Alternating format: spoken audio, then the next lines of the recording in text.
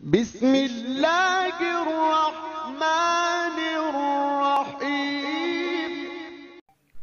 میرے محترم، یہ جو کرونا وائرس ہے یہ ایک عذاب خداوندی کے طریقے سے ہمارے اوپر ہے۔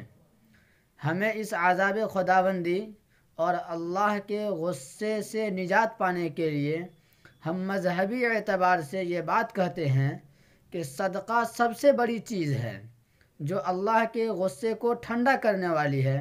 ہمارے آقا جناب حضرت محمد صلی اللہ علیہ وسلم نے فرمایا کہ صدقہ کرنا یہ اللہ کے غصے کی آگ کو ٹھنڈا کر دیتا ہے۔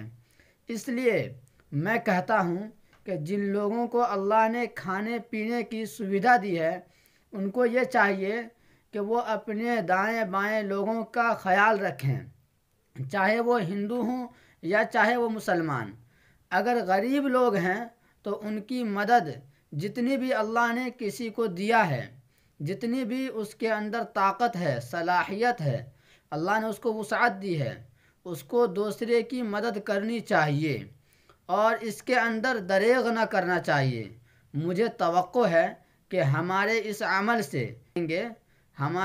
عمل سے اللہ تعالیٰ کا غصہ جو ہمارے گناہوں کی بنیاد کے اوپر آیا ہے، ہماری نحوست کی وجہ سے آیا ہے، اللہ کا غصہ اس عمل سے، صدقہ کرنے سے ٹھنڈا ہوگا اور دنیا کو اس سے راحت مل سکے گی۔